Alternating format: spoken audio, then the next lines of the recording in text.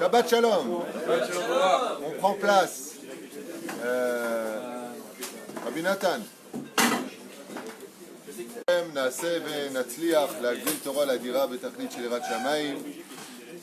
On est aujourd'hui vendredi 16 du mois de novembre, le Yud Chet du mois, le 18 du mois de Marcheshvan, Echem Tovim Shalom. Lundi, ce sera la skara de Shoshana, Tuitu Batalia Alea Shalom. On souhaitera aujourd'hui vraiment une refoua shlema immédiate et définitive pour Eliad Ben Sandi Malka, Yentel Meira Ruth Bat Sarah, Anna Elna Refana Lahem, Anna Elna Refana Lahem, Echem Tovim Shalom. On remerciera Ilan Nabet Ayakar, que Dieu te bénisse Tzadik, Linda Magazinish, Daniel Yaakov Bilar Ayakar.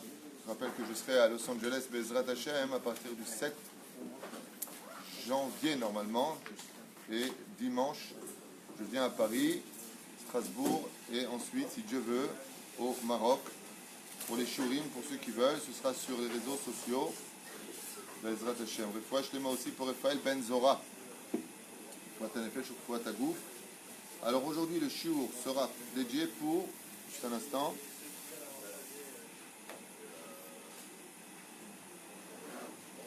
Joël Walid, guide touristique d'Elat. Je lui avais promis de faire un shiur pour lui et sa réussite. Très très bon guide, sympathique, très bonne voiture, climatisée, Bezrat Hashem, et il vous fera des Dvar Torah pendant son tioul. Et que Akadosh Baruch Hu, Bezrat Hashem, accorde un beau bébé aussi à Yehudit Bat Sarah, Tovim Shalom, et à tous les couples qui viennent de se marier, entre autres Yosef et Léa. Bezrat Hashem. On va pas leur souhaiter un bébé à leur âge quand même. Quoique, dans la paracha, elle avait 90 ans. Refoua shlema pour tous les malades d'Israël. Bechol atar ve'atar u'bichlalam moratimi akdosha v'teora. Esther Batmoucha Twitou, que Dieu la garde, Bezrat Hashem, Dieu la garde. Et on va te voir l'oncle Reuven Ben, le frère Ben Chava. Il est dans la liste. Ginette Shoshana et Michel Malka Benot Mesaouda, Adi Batela, Shiret Perla, Simcha Bat Alison, Mazal, Sarah Taleb, Atifan, Miriam Meir et Sarah Soufan, Yemiyahu Avraham Ben Mesaouda Ben Arosh Fresh Ben Asher, Naomi Naama Bat Noah, Eden Matimcha, Eliyahu Amar Ben Alice. On va aller dedans tous les jours. Salomé Rachel Perle Haya Bat Miriam, Be'ezrat Hashem, Refoua Shelema Refoua Telefesh Refoua Tagouf, et pour tous nos soldats. L'élève Alpha Vdalim, les Ilou Nishmat, Yitzhak Ben Sassia, Marcel Bat Rassiba, Ruth Bat Sarah, Blanche Bat Efrat, Shirel et Sarah Benot, Jessica Keren, Yitzhak Ben Rivka, Eliyahu Ben Esther. Léo, Akan, les Shonenu, Lachaim Tovim, Shalom. On n'est que de bonnes nouvelles, Bezrat Hashem, et on vous attend nombreux à Paris pour les séminaires qui sont prévus, les shiurim qui auront lieu, comme ce sera indiqué sur tous les réseaux Facebook. Voilà. Pour ceux qui veulent venir m'écouter, il y en a qui, ce qui paraît, il m'a dit, il y en a, j'aime pas votre voix, ne viens pas.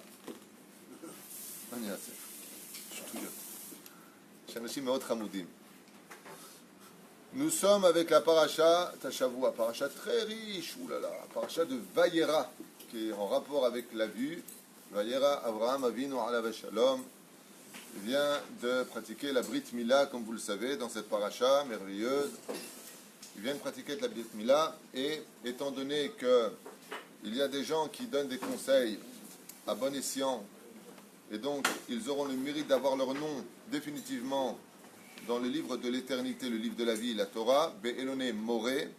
Pourquoi? Parce que Abraham, comme vous le savez, il avait 3 amis, et un seul était un réel ami, plus que les autres. Eshkol, Aner et Mamré, Be'eloné Mamré. Be'eloné Mamré, qui c'est Mamré? C'était le Ézor. Où est-ce qu'il s'est installé, Abraham Avinu? Dans la région de Mamré, de son ami qui s'appelle Mamré. Pourquoi? Parce que quand il a posé la question, est-ce que je ne devais pas faire la Brit Mila que Dieu lui a demandé de faire dans la paracha précédente, Ashkol et Aner, ils ont dit Tishma, fais-le en privé. Le faire ou ne pas le faire, ce n'était pas la question d'Abraham. Dieu dit quelque chose, c'est évident qu'il va le faire. Mais comment il va le faire? Est-ce qu'il doit le faire en public? Est-ce qu'il doit montrer aux gens qu'il faut le faire ou pas? Parce que c'est difficile quand tu dis à quelqu'un, de devenir monothéiste et que maintenant, pour devenir monothéiste, comme il a fait pour Ishmaël, tu prends la Brit Mila et tu coupes pour diminuer la ta'ava, pour diminuer les envies sexuelles. Alors ils lui ont dit, fais-le. Mais fais-le comment? Fais-le en privé. Que les gens ne voient pas que les juifs doivent faire la Brit Mila. Ils vont dire c'est un acte barbare. Ils vont... ok. Mamré, il lui a dit, depuis quand est-ce qu'on cache les ordres divins? Si Akadosh Baruch Hu nous demande quelque chose, il ne faut pas avoir perdu émet. Il faut être diplomate. Mais tu n'as pas à te cacher. Avraham Avinu ne va pas cacher qu'il se coupera la Brit avec un tsour. Il va couper la Brit Mila, ce qui va provoquer un choc. Et pour récompenser Mamré de son conseil, il va s'installer dans cette région-là, Be'eloné Mamré. Ce sera le nom de ce personnage. Alors, il s'assoit, Petah Hawel Kechom Hayom, Akadosh Baruch Hu va faire un trou, à ce qui paraît, nous dit le Midrash, le Rav Rashi, pour que la chaleur du Guéhinam envahisse un peu le monde. Pour deux choses. La première, c'est que Abraham Avinu alav shalom puisse guérir, parce que le troisième jour de la Brit Mila, Yom HaShlishi, c'est le jour le plus douloureux, selon certaines déotes, selon certaines opinions, et il va recevoir des invités. La rencontre avec les invités demande beaucoup d'attention. Il y a deux endroits dans cette paracha où on va voir des invités, mais ils ne vont pas être accueillis de la même façon. Il y a un endroit où il y a un dialogue qui se fait, et il y a un deuxième endroit où ils sont accueillis sans vraiment des dialogues. Quelle différence entre l'accueil d'Abraham, où là on va nous détailler tout ce qu'il va faire, Abraham, il va courir derrière le veau, et il leur dit ce qu'il va manger, ce qu'il ne va pas manger, tandis que chez Lot, il les fait juste rentrer, il y a une négociation très sale qui va se faire entre les invités de Lot, et ça se passe mal, à un tel point qu'il va être prêt à donner ses deux filles, qui sont vierges, à cette populace de Sodome et Gomorrhe pour qu'on laisse ses invités à l'intérieur. Mais on ne voit pas de nourriture, on ne voit pas ce qui se passe, c'est juste l'histoire du sel. L'histoire du sel. Et encore ça, c'est explicitement expliqué dans les Midrashim, mais pas ici. Dans la Torah, on prend du temps avec Abraham. Pourquoi? Juste... Il lui dit pas Lushi Matzot. Non, Ata Mosif po. Il lui dit quand même de faire manger. 2 secondes. Toi, tu parles de Lot. Oui, Lot, il dit aussi. Il n'y a pas de détails, c'est ce que je suis en train de te dire. Ici, il y a des détails. Sur le menu qui est donné. Le beurre d'abord, ensuite la viande, pour dire qu'il n'a pas mélangé les œufs. Abraham connaissait bien la loi qu'on a le droit de consommer des laitages avant la viande. Donc d'abord il donne la chéma, après il donne le bakar. Et louchi ou got. Et avec quel kémar. Et ensuite il dit solette. Wow, on rentre dans beaucoup de détails.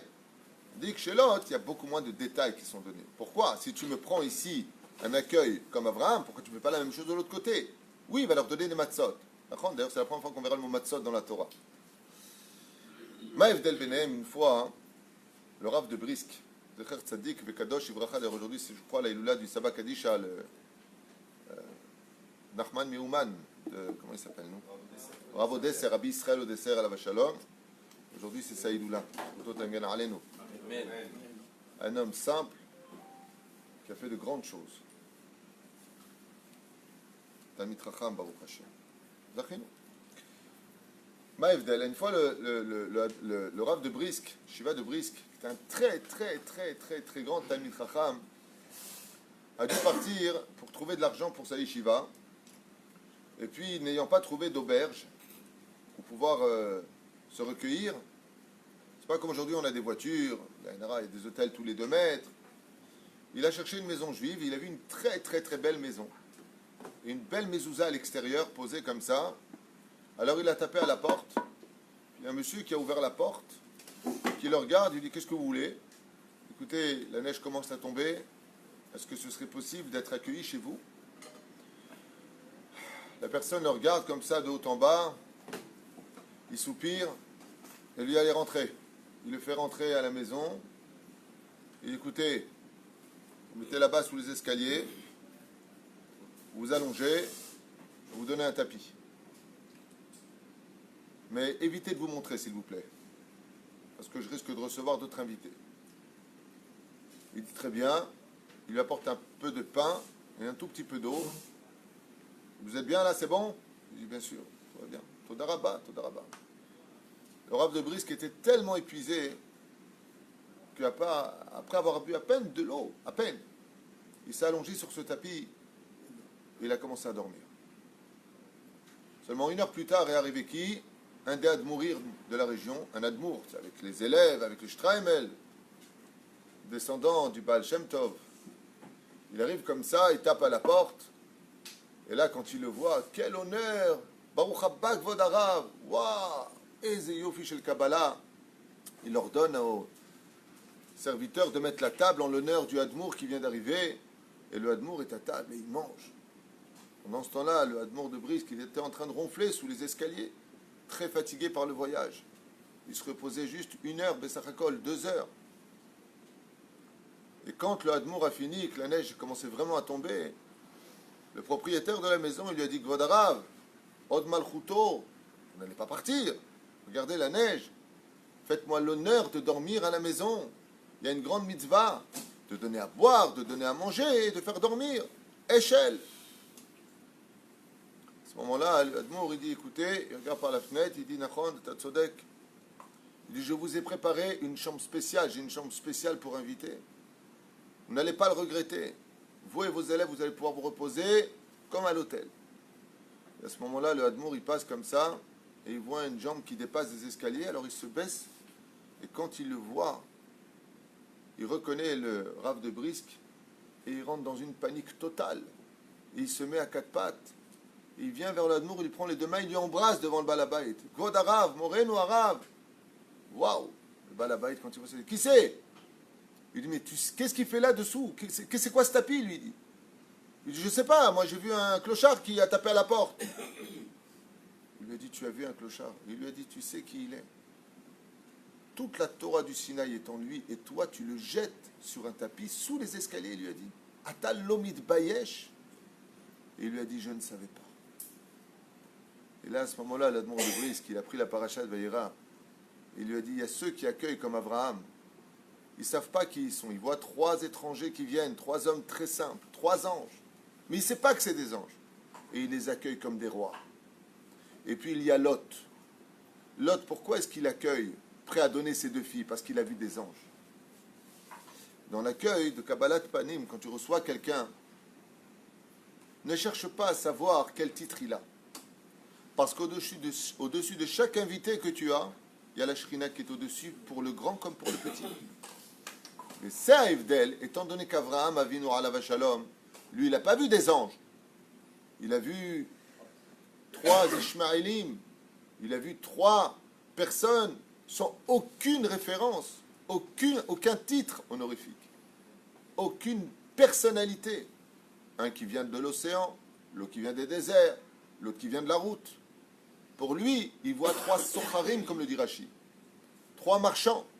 Et il les accueille comme si qu'il avait vu des anges. Tandis que Lot, pourquoi la Torah ne va pas nous détailler comment il va les recevoir? Parce que la Torah a honte de comment Lot va les recevoir. Pourtant, il les a bien reçus. Il était prêt à tout donner pour eux. Oui, mais il a vu le Hadmour. Tandis qu'Abraham ne savait pas qu'il avait des anges. C'est Evdel Agadol. Chez Adam Yedar, des fois, tu sais, tu reçois un pauvre à la maison, où vous asseyez, mettez-vous là. D'un coup, tu reçois ton rab, où vous mettez là, le rab, mets-toi là. Et celui qui fait ça, c'est l'autre. L'autre, quand tu vois des gens importants, là. Les gens pas chauds, bon, donne-lui un tabouret, tiens, viens ici. Il dit, mamash ta'out k'dola meod. Ta'out an-nakit. Quel invité qui rentre chez toi, il a le même titre vis-à-vis d'Hachem. Parce que la Shekhinah descend avec lui, qu'il soit l'homme le plus saint ou le plus simple. Zaevdel Agadol et Tzel Avram Avinu. Il y a juste une chose qui est choquante dans le texte de la Torah, et Bémet qui demande réflexion. Comme j'ai eu le mérite de l'étudier avec Shimshad, mon fils, qui est revenu de la Yeshiva, hein, pour nous souhaiter bon voyage. Ici, il y a marqué, quand Abraham leur dit, Vaikra pat lechem v'saadou lebechem, venez, prenez du pain, roulez, achar ta'avoru, et après vous pourrez éventuellement continuer votre chemin. Qui alken avartem alavdechem, puisque vous passez par là, et là vous apprendrez une chose. Qui alken, car sur ce, vous passez par là. La vraie achnasat orchim, ce n'est pas d'inviter des copains à la maison. Vous voulez manger à la maison, soir? Ça ne s'appelle pas vraiment achnasat orchim. Aujourd'hui on l'appelle comme ça, mais c'est non nachon. Achnasat orchim ideoraita, c'est quelqu'un qui est sur le chemin, qui n'a pas où se restaurer et tu l'invites. C'est ça, Achnasat Orchim. Comme c'est marqué noir sur blanc. Vous êtes passé sur moi. C'est-à-dire que vous passez par mon chemin. Ce qu'on appelle Achnasat Orchim, vraiment, c'est quand dans la synagogue tu vois un étranger, tu as où faire Shabbat? Vous faites quoi ici? Je me suis arrêté, c'est Shabbat, je vais à tel endroit. Alors viens faire Shabbat à la maison. Ça c'est vraiment Achnasat Orchim de Oraïta. Les autres Achnasat Orchim qu'on fait, d'inviter nos amis, de la soukha, tu viens manger chez moi à la soukha. C'est Achnasat Orchim, ken, mais c'est pas de Oraïta. De Oraïta, c'est vraiment la personne qui passe, il ne sait pas où faire les fêtes. Alors, Bémet, mes kabaloto. Ça c'est le vrai. Et là, la réponse des anges, elle est très très bizarre. On aurait dit qu'il y aurait un blanc, Dieu il n'aurait pas su quoi marquer, il a dit tiens, je vais marquer ça parce que je ne sais pas quoi marquer. Réponse. Vayomrou. D'abord, on n'attendait peut-être pas de réponse. Pas obligé de donner une réponse. Les anges répondent à Abraham. Ken ta'aseh kasher dibarta. Oui, fais comme tu l'as dit. À la limite, comme on sait que la Torah est très kamtsanit, radine. Moi, le français qui le lit en hébreu, c'est l'israélien qui me traduit en français. Comme la Torah est très radine, ils auraient pu répondre Ken. Et Ken, ça veut dire quoi? Oui, ok, c'est bon. Non. Ken ta'aseh. Ça suffisait. Oui, fais-le. Qu'est-ce qu'ils disent? Ka'asher dibarta. Les deux mots en plus qui sont marqués ici, si on n'a pas d'explication, ils paraissent totalement inutiles. Pourquoi les anges ont besoin de dire Ken ta'aseh, ka'asher dibarta? Comme tu l'as dit, tu fais. Alma. Arrête, Abraham Avinu, partout où il allait, il avait la Shrina avec lui. C'est pas un personnage que je pouvais regarder dans les yeux, Abraham. Comme c'est marqué, qui ata el aussi, Nasi Elohim betochenu. Tu es un prince de Dieu, on voit quand on te voit, comme il a dit Lavan, quand il a vu Eliezer et Bethuel. Il croit que c'était lui, Abraham, tellement il brillait. Il lui a dit, mais je suis que le serviteur d'Abraham. Comment est-ce que tu peux dire à Abraham, Avinu alav shalom, Ken ta'aseh ka'asher dibarta. Comme tu l'as dit, tu fais. Qu'est-ce qu'ils sont en train de lui dire? Arrête, la 15e Mishnah du premier chapitre de Masechet Avot, au nom de Shammai, nous dit dans la vie, est mort me'at, va servir. Parle peu, mais fait beaucoup. D'où est-ce qu'ils ont appris cette phrase? D'Avraham Avinu. Quel endroit? Ici. Avraham Avinu, qu'est-ce qu'il leur a dit? Un tout petit peu d'eau, un peu de pain. Et d'un coup, le beurre et la viande, et la Gemara dans Brachot nous dit, des langues de bœuf, et oh! Avraham Avinu, les anges, ils savent qu'il est conscient de la vraie valeur de la parole. Ils savent qu'il est conscient que quand il dit quelque chose, il le fait. Baruch, Omer, Ve'oseh. Seulement, ils ont un problème, eux. C'est que les anges, dans le monde d'en haut, ils savent que sur terre, il y a une avéra que Dieu déteste. C'est Baal Tashrit. C'est-à-dire celui qui jette de la nourriture. Alors, ils ont un problème. Il dit, étant donné qu'Avraham Avinu, il parle très peu, mais va faire beaucoup, et que nous, on est des anges et on ne mange pas, on va faire semblant de manger, pour qui va préparer tout ça? Alors, il fait tellement chaud aujourd'hui, qui va sortir si ce n'est pas des anges? Alors, pour lui éviter Baal Tashrit, il lui dit, Ken ta'aseh, tu vas nous servir, parce que c'est la mitzvah que tu veux. Ka'asher dibarta. Ne fais pas plus que ce que tu as dit, parce que d'habitude, est mort me'at, c'est arbé. Les gens, les vrais tzadikim, quand ils viennent, ils te disent, bon, tu sais quoi, je vais t'aider, je vais te faire une petite enveloppe. Tu ouvres l'enveloppe, bah, tu trouves une somme importante. Voilà. Et puis tu as les mythos, oh, t'inquiète pas, je vais te sortir du problème, allez, t'inquiète pas, je te fais demain une enveloppe. Tu ouvres, 150 shekels. Ben voilà, je t'ai aidé, quoi. Je parle de celui qui aurait pu aider beaucoup. Je vais t'aider, t'inquiète pas. Non, non, je m'occupe de lui, c'est bon. On dirait, qu'est-ce qu'il va faire? Tu vas te sortir du pétrin? Voilà. Les perouches à Davar. Quelqu'un un jour l'a dit, il a besoin de 3000 shekels. Il a ouvert, il a trouvé combien? 5000 shekels. Il a fait. Le mec il dit, 3000, qu'est-ce que tu vas faire avec 2000? Pourquoi tu veux 1000? Prends 500 et rends-moi la monnaie. Moi c'est nous. Et mort me'ad va serber. Avraham Avinu alav shalom, il a cette mida et les anges ils savent que Avraham Avinu, ça me rappelle un peu Aïcha, c'est une femme extraordinaire, je ne sais pas si elle est encore vivante, elle vit à Tibériade. Et chaque fois que je partais avec ma mère à Tibériade, elle nous disait, ma mère me demandait de l'appeler, c'était la tante de Rabbi Moshe Ederi. Zecher Tzadik Kadosh Ibracha, et elle disait, ne mangez pas au restaurant, il me reste un petit peu des restes, un petit peu des restes. C'est dommage, je ne peux pas manger, je ne peux pas manger. Et nous, pour pas déranger, on avait faim, donc on allait d'abord au restaurant. Et puis après 2-3 heures, on montait la voir. Et là, on ouvrait la porte, c'était des gens, enfin, je ne sais pas s'ils sont encore vivants ou pas, je ne sais pas, mais en tout cas, qui étaient loin d'être riches. Et je souhaite à tous les riches d'avoir une table comme eux, ils avaient. Et quand on rentrait, ma mère disait, ouah, qu'est-ce qu'il y a? 2 sortes de poissons frits, des viandes, un truc de malade. Elle avait cassé tout ce qu'elle avait, comme tirelire, pour aller vite acheter pour nous recevoir. Et au téléphone, qu'est-ce qu'elle nous a dit, Aïcha?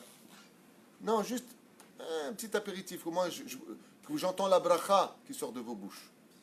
Donc nous, on a dit, ok, on va manger au restaurant. Petit apéritif. Quel apéritif? 18 salades à table. En plein après-midi, c'était un mardi. Et elle dit, Aïcha, pourquoi tout ça? Elle a dit, c'est à la mitzvah, mitzvah. Et mort me'at, va serber. Abraham Avinu alav shalom. Les anges, ils disent, oh, nous déjà, on va faire semblant de manger, on va faire ça dès que tu te retournes. On ne mange pas. Tu vas nous faire une tonne de bouffe? Yefshar. Zeperouch adavar lama katouv. Ken ta'aseh, ka'asher dibarta. Comme tu l'as dit, tu vas faire.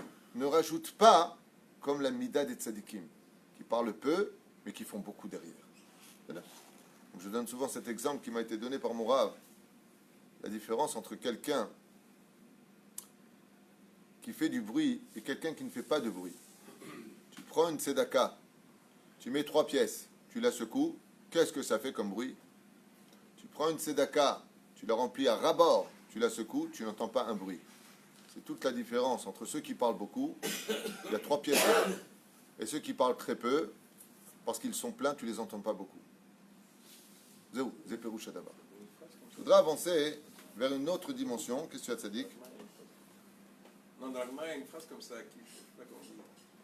Il y a une phrase qui dit Kish Kish, je sais pas. Sidi. Il y a une phrase comme ça. Je fais ce qu'il raconte. Il y a un autre verset qui, par contre, là, demande encore plus de réflexion. J'aimerais le faire avec vous.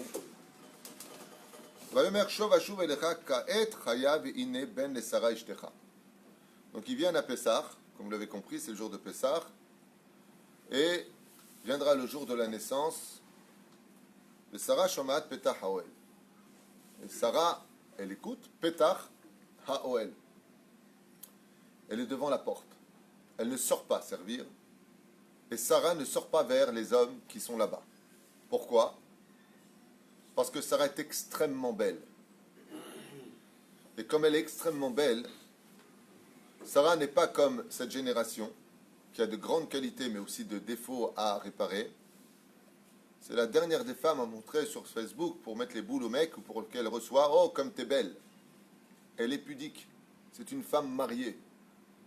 C'est une femme qui a réalisé que quand son mari s'est marié avec elle et qu'il lui a dit « Areat mekudeshet, li lolaem » c'est avec moi que tu es marié, c'est pas avec les autres. Ta beauté, elle est pour moi. Okay?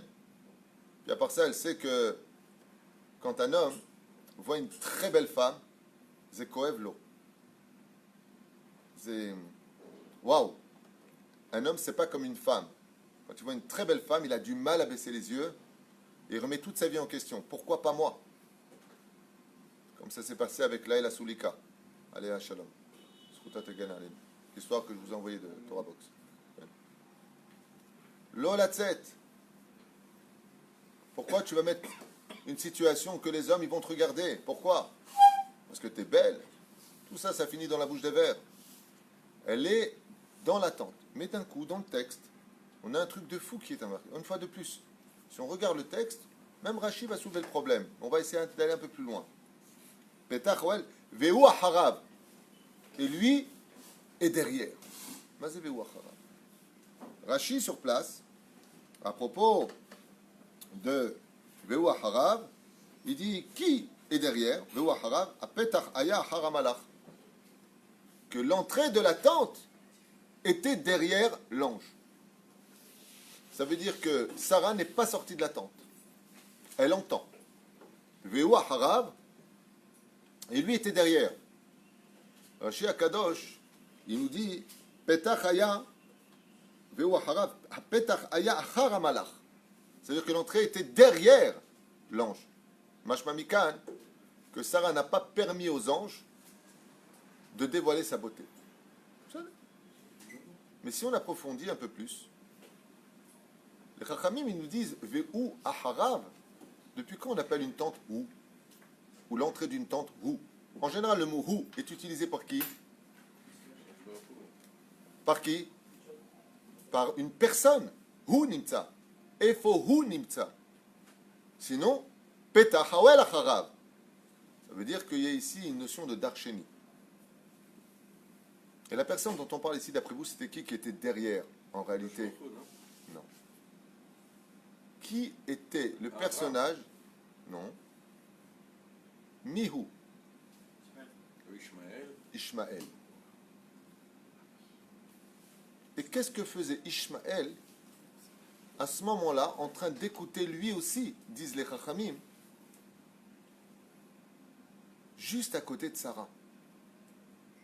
Arrête, Ishmaël est le fils au deuxième degré de Sarah par le biais de Hagar. Et Ishmaël, il était là. Et lui aussi, il écoute. Et pourquoi tu as besoin de me stipuler? Pourquoi tu me parles de lui? Rachid dit que c'est la porte de la tente qui était derrière, l'ange. Et si on approfondit un peu plus, les Chachamim, ils nous disent que c'est Ishmaël. Pourquoi? Vous rappelez l'histoire extraordinaire de comment, après 19 ans, Chana, la femme de Elkana, dans le livre de Shmuel, il y a Chana et Pnina. Chana est stérile. Elle n'arrive pas à avoir d'enfant. Alors, après 19 ans, que la deuxième femme de Elkana, Pnina, ne cesse de la piquer pour lui monter les nerfs, qu'elle prie de toute son âme. Elle a piqué les Shem Shamaim pour que... Elle lui dit, si tu pries que tu n'es pas exaucé, c'est que tu ne pries pas de toute ton âme. Elle dit, mais si, je pleure. Elle lui dit, non, il faut vraiment que tu aies mal pour déchirer le ciel. Et elle la pique, elle la pique. Ah ouais, moi j'ai des enfants, t'as vu, je suis encore enceinte. Ah ouais, il y en a qui n'ont pas de chance. Et elle la pique.